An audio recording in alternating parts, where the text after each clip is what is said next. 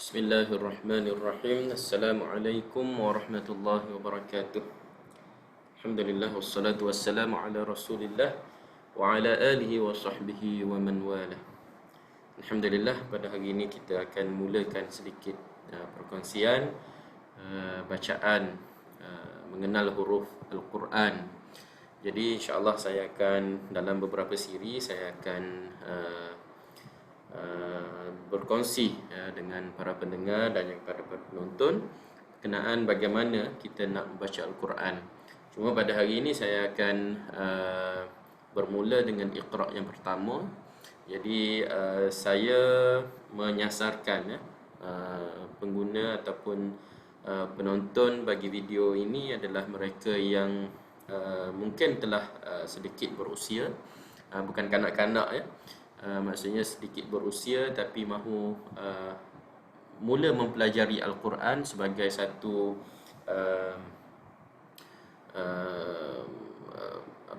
step lah dalam hidup ya, untuk kita memperbanyakkan Al-Quran. Jadi Al-Quran ni adalah mudah sekiranya kita pandai untuk memahami cara bacaan. Jadi saya akan berkongsi dan insya-Allah melalui perkongsian ini kita akan dapat bermula di suatu tempat untuk sebagai satu permulaan kepada bacaan kita lah ya. Jadi konsep bacaan yang video yang pertama ni mungkin insya-Allah dalam lingkungan 10 minit macam tu kita akan berbincang atau akan melihat ya beberapa page ya ataupun perkataan-perkataan ya. Dan untuk menjadikan anda sebagai seorang yang mampu untuk membaca dalam bacaan yang baik adalah menggunakan kaedah yang biasanya 3 perkara lah ya, iaitu membaca, melihat dan juga mendengar ya. Tidak hanya tuan-tuan dan puan-puan membaca, tapi tuan-tuan dan puan-puan juga perlu mendengar. Jadi YouTube ni mungkin boleh bantu tuan-tuan untuk melihat bagaimana bacaan Iqra, sebutan yang betul dan sebagainya lah ya. Jadi 3 kaedah tadi insya-Allah kita akan gunakan dalam perbincangan kita. Jadi hari ini saya memperkenalkan pada tuan-tuan untuk bermula kita perlu kepada bacaan, kalau teknik yang baru ni adalah bacaan kepada surah ataupun huruf-huruf hijaiyah, iaitu huruf-huruf dalam Al-Quran. Dan konsep yang paling baru yang digunakan adalah konsep bacaan dalam bentuk Iqra inilah yang masyhur digunakan di peringkat Nusantara. Kalau sebelum ni kita dikenalkan dengan bacaan terus kepada huruf dan juga terus kepada muqaddam ya. Kita sebut huruf, kemudian kita sebut bagaimana dia berbunyi. Kalau biasanya kalau kaedah yang lama, sebagai contoh saya sebut sini perkataan di skrin sekarang ni adalah aba ya. Kalau kaedah lama biasanya kita gunakan alif atas a ya, alif atas a, ba atas ba ya. Atas menunjukkan baris ya, baris ya. Jadi Al-Quran ini dibaca dengan baris, iaitu membantu tuan-tuan untuk sebagai satu bentuk kod lah ya, satu bentuk tanda. Baris ni bahasa Arab maksudnya tanda untuk tuan-tuan dan puan-puan menyebut atas di bawah atau di hadapan ya. Alif di atas a, ba di atas ba. Itu kaedah yang mungkin sedikit tradisional. Kaedah yang lebih baru adalah perkataan itu dikenal di dalam hati tetapi kemudian disebut di lidah. Sebagai contoh, dia tidak menyebut alif tetapi terus disebutnya a, ba ya, ta, sa dan seterusnya ya. Jadi kaedah ini sama ada sesuai atau tidak bergantung kepada diri tuan-tuan dan puan-puan. Tapi kaedah yang lama yang saya gunakan adalah saya menyebut huruf, kemudian saya akan menyebut bagaimana huruf itu disebut dengan baris yang ditanda ya pada huruf tersebut. Okey, kalau kita mulakan untuk page yang pertama ini, page pertama ini adalah untuk perkataan alif dan ba ya.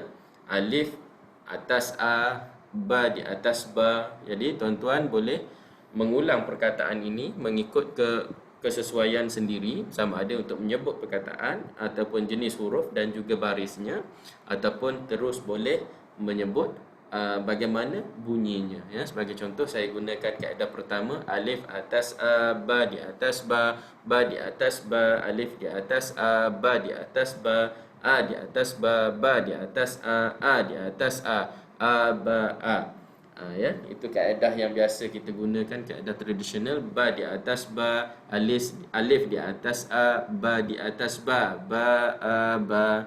Alif di atas a, ba di atas ba, alif di atas a ba a, ba di atas ba, alif di atas a, alif di atas a, ba a, alif di atas a, alif di atas a, ba di atas ba, ba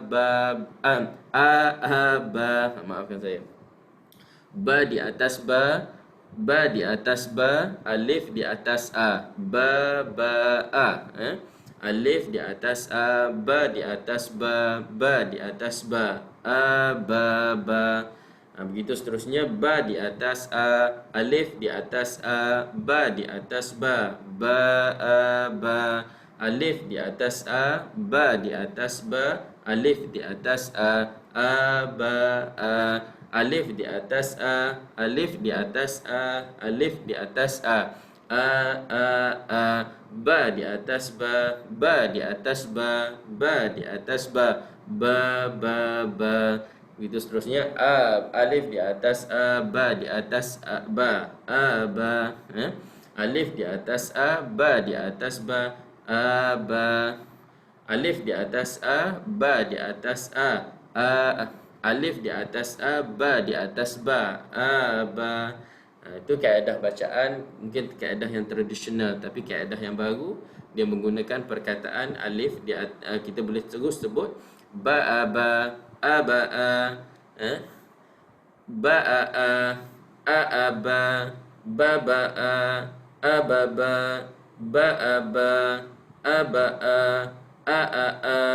ba ba ba ba aba. Itu contoh pada muka surat pertama. Kita pergi pada surat kedua, dia telah memperkenalkan satu lagi perkataan baru, iaitu ta ya. Alif di atas a, ta di atas ta, ba di atas ba, ta ba ya. Ta di atas ta, ba di atas ba, di atas alif di atas ta ba ya. Tapi kalau kaedah yang baru disebut terus dengan sebutan ta ba ta ba ta ba ba ta ba ta ta ba ta ta ba ta ta ba ta ba ta ba ta. Bila tuan-tuan menyebut perkataan di dalam kaedah Iqra ini ya, dia sebenarnya bacaannya adalah satu harakat, maknanya kita tidak panjang, sebutannya adalah sebutan biasa. Jadi saya minta tuan-tuan mengekalkan rima ataupun rhythm sebutan tadi dengan panjang pendek yang sama. Contohnya saya sebut sini ataba taba. Jadi tak boleh kalau kita baca taba, tak boleh sebab ini semua tidak ada tanda-tanda mat Kebiasaan ini perlu untuk tuan-tuan praktikkan untuk mendapat rhythm yang sama. Jadi bacaan nanti dia akan dapat bacaan yang sangat cantik ya. Jadi kalau kita sebut ta'aba abata bata ya, itu ada perkataan huruf ta ya. Terusnya kita pergi kepada perkataan yang ketiga yang dimasukkan di sini adalah ataupun yang keempat selepas alif, ba dan ta adalah perkataan sa ya.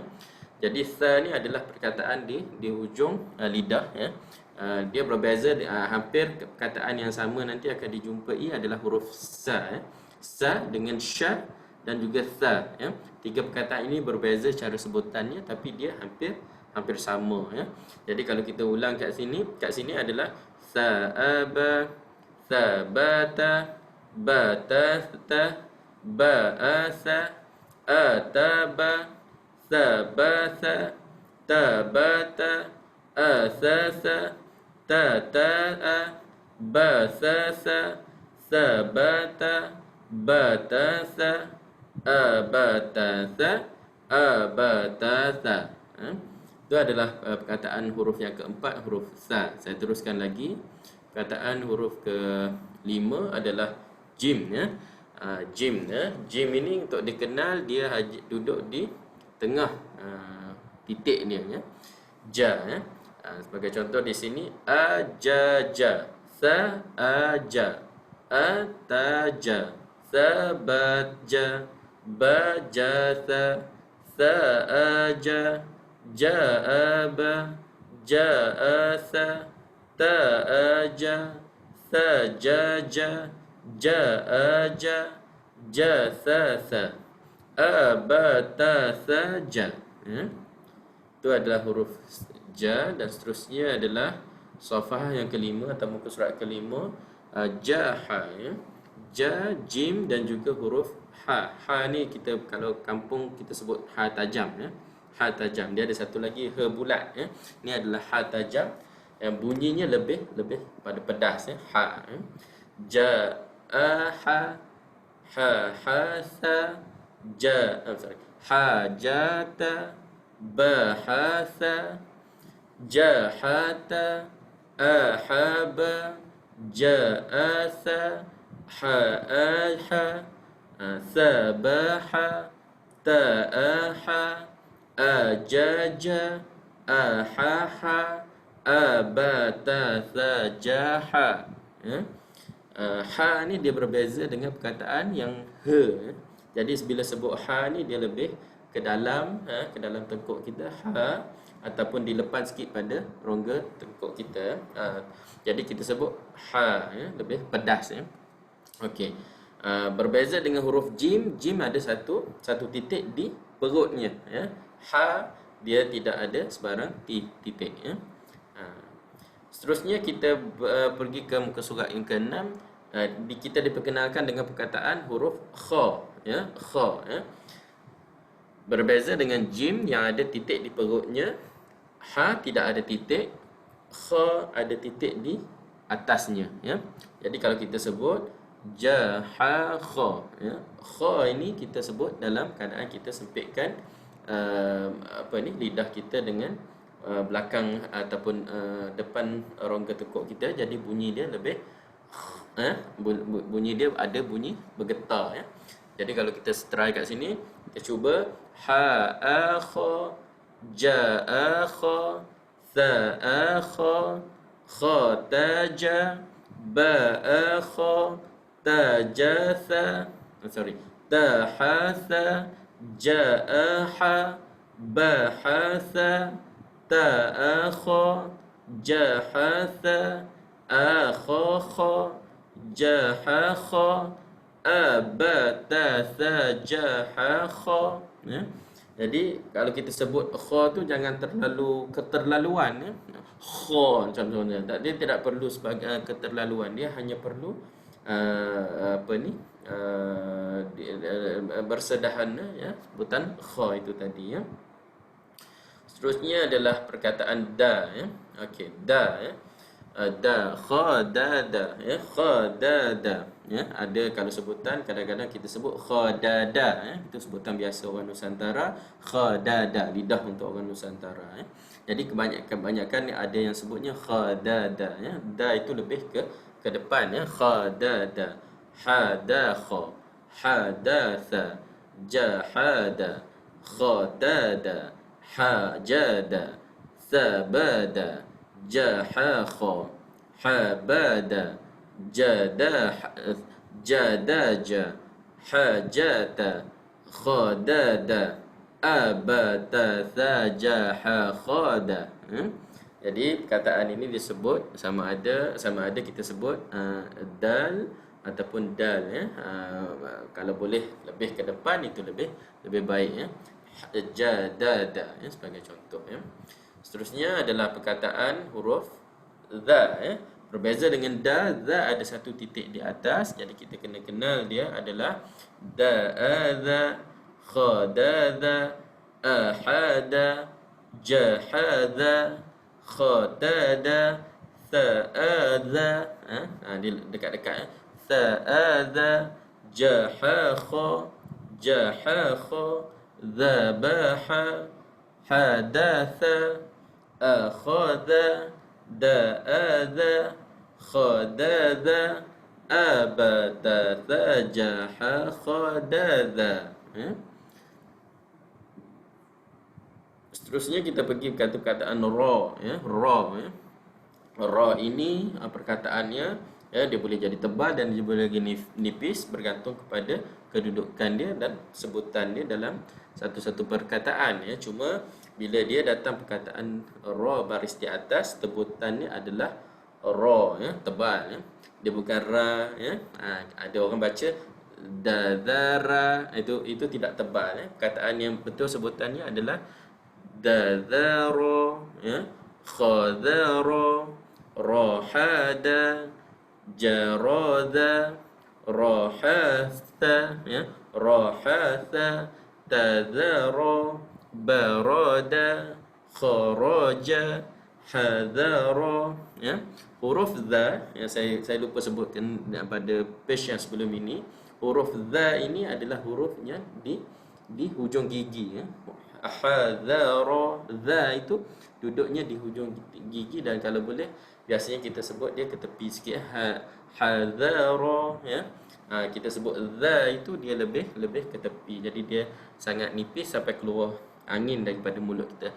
Hadara, barata, ni huruf ra macam saya sebut tadi, bila baris atas dia kita sebut sebagai tebal, bukan barata, bukan barata, khadha, hajara, abata, thajaha, khadadhara.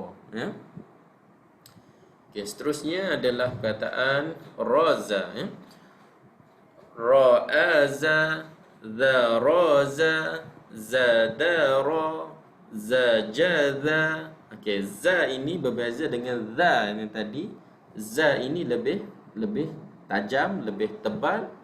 Sebutannya adalah za, za atas za, berbeza dengan za yang kecil tadi adalah za, za alif, za di atas za, jadi sebutan ini lebih tebal, lebih dalam, lebih tajam, Ra'aza, berbeza dengan huruf za, ra'aza, ini ra'aza, dharaza, zadara, zakhadha, zahada, tharaza, kharaja, tazada, bazara, tahadha, ja'akha, za'aza,